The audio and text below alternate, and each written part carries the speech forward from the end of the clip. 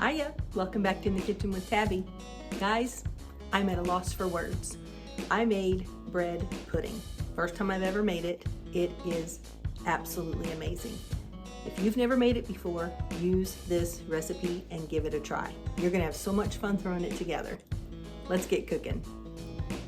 All right guys, let's get this put together. I am so excited. I have never made bread pudding before, so this is a recipe from allrecipes.com, and Dale loves that website. He thinks all the recipes that come off of there are amazing.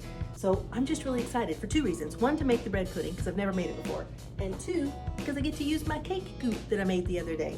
So I'm going to take that cake goop, I've already put a little bit on my brush, and I'm just gonna brush down here in the bottom of the pan. You just wanna get the bottom and the sides just lightly. You don't need a whole lot, just a light coating on it. I just love knowing that what I'm putting on here is what I made, so I know exactly what's in it. When you're making something for somebody you love, you want to make sure you're putting all the good stuff in there. All right, so you can see, got it all nice and lightly coated. So our next step is to take our bread. Now I'm using some of the Italian bread that I made last week.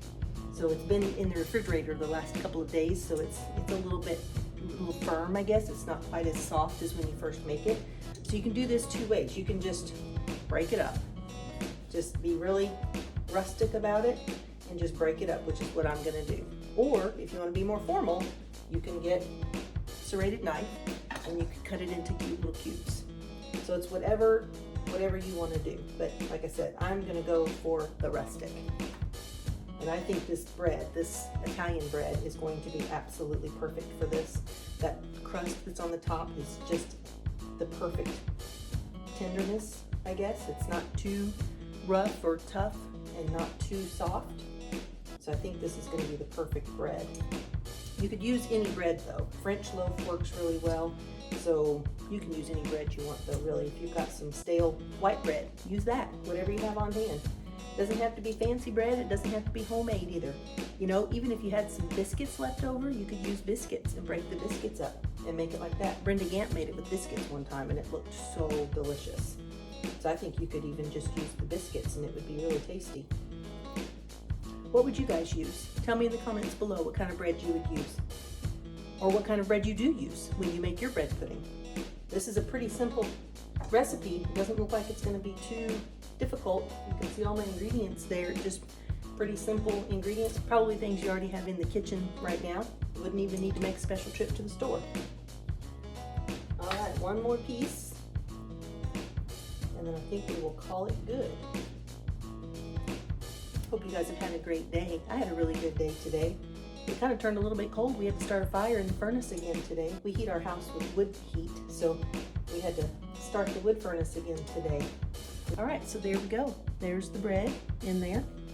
So now I'm going to take 2 tablespoons. I might have put a little bit more. I might have put 3 tablespoons. Recipe calls for 2. I think I put 3. Melted butter, and you're just gonna pour that butter right over the top of your bread. Just want to get it on all the pieces, as much as you can. There might be a piece or two that don't have any on there, but it's not going to hurt anything. So that's all we're going to do with that for right now. We're just going to set this aside. I have preheated my oven to 350 degrees already, so that's ready to go. Now we're going to go over here. So I'm going to take 4 large eggs, break those right in my mixing bowl. Now, if I had some duck eggs, I would be using the duck. At least 2. I would probably use 2 duck eggs because they just make the best custard. But I don't have any duck eggs right now, so I'm just using 4 beautiful chicken eggs.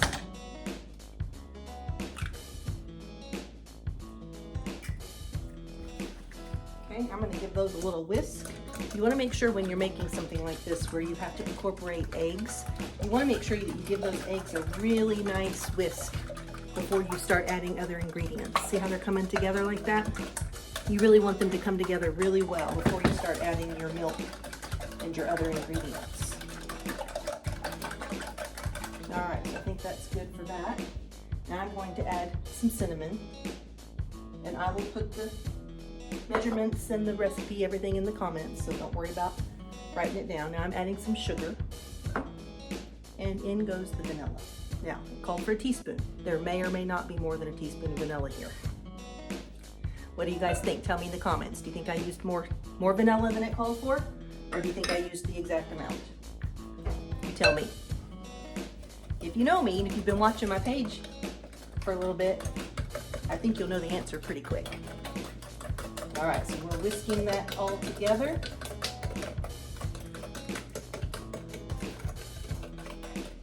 Looks really good, nice and cinnamony.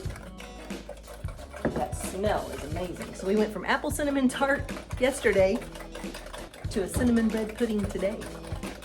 You can tell we like cinnamon. All right, now we're gonna add our milk, and this is just 2% milk. You could use whatever milk you wanted. If you wanted to use whole milk or skim milk. Of course, the richer the milk, the better it's gonna be. But you could use any milk.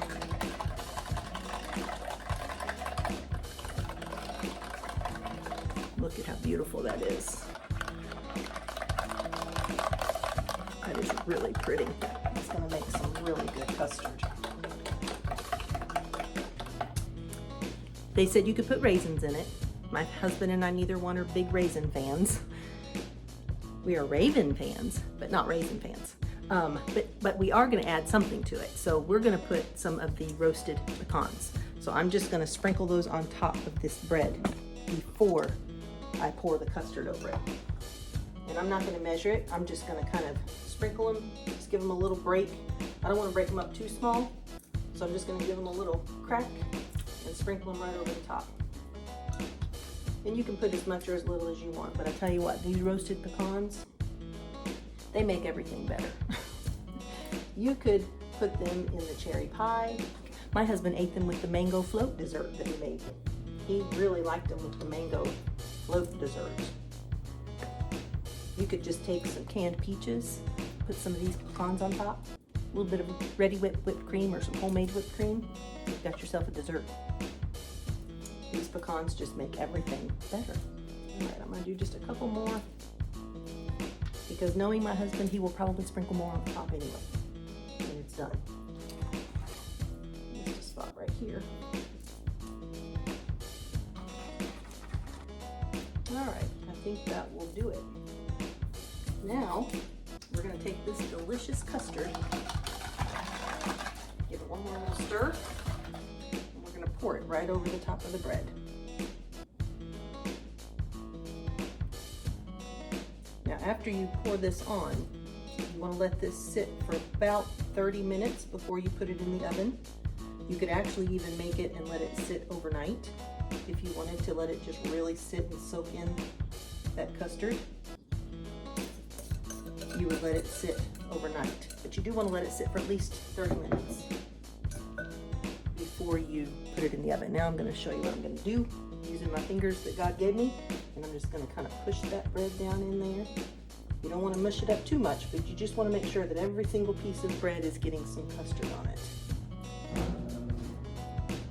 Because there were a couple there on the top that didn't quite get wet. Okay. That looks good to me, and it smells even better. So I will hold it up so you guys can see. There it is. So I'm going to set my timer for 30 minutes, and then when the timer goes off, we'll come back and we'll put it in the oven, okay? I'll be right back. Hang on. All right, guys, the timer went off. So I'm gonna go ahead and put this in the oven. I can't tilt it too well, but if I could tilt it just enough that you can see, it has soaked up most of that custard. There's just a little bit of custard left in the bottom of that pan. And that's kind of how you want it. You don't want it completely dry when you put it in to bake. So we're gonna put it in a 350-degree oven for 45 minutes. Now, while that's baking, or as it starts to bake, we're gonna go over here and we're gonna make our glaze that's gonna go on top. So I have some powdered sugar. I'm going to put in just a little pinch of salt, just a little pinch, not much. I'm going to add a little bit of milk. And then I'm going to add, this is completely optional, but it was at my husband's request. We are not drinkers, but he loves bourbon in his icing. So I'm going to put just a little bit of bourbon in there. literally probably a teaspoon and a half. Throw some extra in there. Actually, you know what he told me? He said, put as much bourbon in there as you would vanilla. So that should tell you. He wanted me to put a lot. He likes to taste the bourbon in there. So I'm just gonna mix this up. Now, if you chose not to use the bourbon, if you didn't want to do that, you wouldn't have to. But if you chose not to, then I would put a little bit of vanilla in there in place of the bourbon. And you don't want this to be an icing consistency. You want it to be a drizzle consistency. So you can see how that looks. It's coming together there. And I can smell that bourbon just a little bit, but it's not much. I don't drink at all, nothing, ever. I've never, ever, ever liked the taste of it. So I'm not a drinker. I don't even usually like the smell of it, but can't even hardly smell it. So hopefully he'll be able to taste it. Okay, so let me show you. See that? That's the consistency you're going for. So when that comes out of the oven nice and warm, we'll drizzle that right on the top.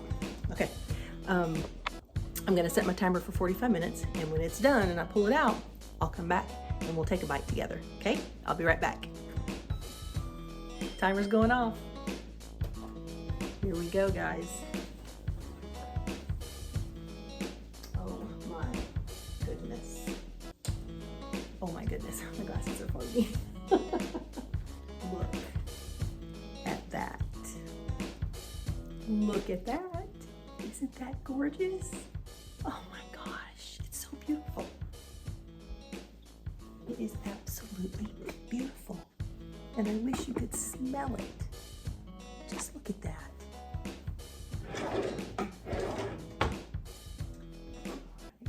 I've got my plate ready.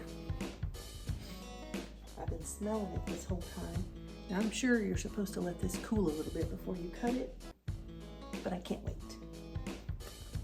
Oh yeah, those pieces on top are kind of crunchy.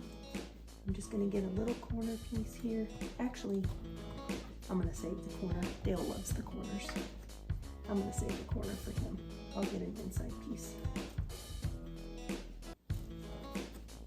I'm so excited, you guys. We'll see how well the cake goop worked too. Let's see.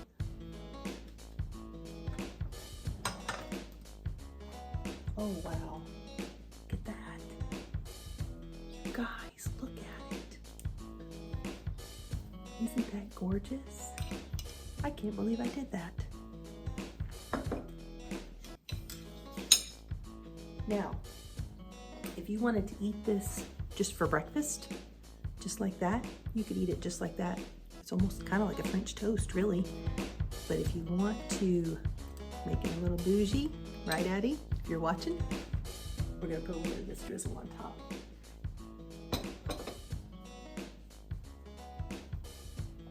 Just a little bit.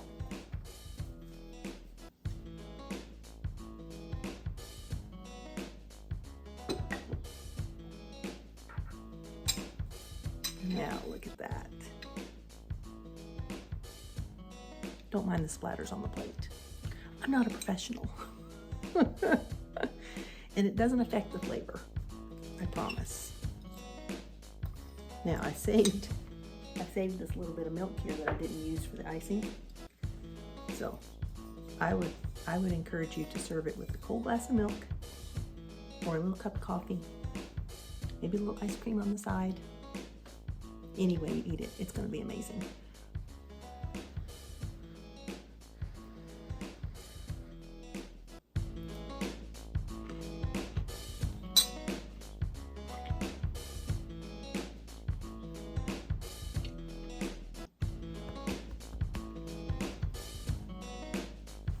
Be still my heart. You guys, it's a little bit of heaven. I bet you knew I was gonna say that. It really is. It's got some crunch on top, those little pieces on top, but the inside is moist. It's not mushy at all, just very moist. That custard has the perfect amount of sweetness to it. And I have to admit, that little bit of bourbon, that's delicious. Can you hear that crunch? You guys, you have to make this. And it was fun. It was so much fun. So what do I need you to do? Yep, I need you to spread this around like some good butter. We want everybody to know, friends, family, people down the street, somebody you meet in Walmart. Let them know how much fun it is to get in the kitchen and cook. Tell them to come on into the kitchen with Tabby. If you're watching on Facebook, make sure that you like and comment. That helps me so much. If you're watching on YouTube, make sure that you like, comment, subscribe, and notification bell right over here. Make sure you click it and click all so that you never miss a video when I post a new video with a new recipe. For someone who's never made bread pudding before, I think I did a pretty good job. I think Dale's really gonna like it. So guys, I love you so much. Remember, Christ is the unseen guest at every dinner table. He is the silent listener at every conversation. So make sure that your words are just like honey, pure and sweet and uplifting and just loving on each other. Shining your light, guys, because that's what we're called to do. I love you all so much. Thanks for letting me into your home, and thank you for coming into my kitchen with me. I love having you here. I'll see you in the next video. Bye.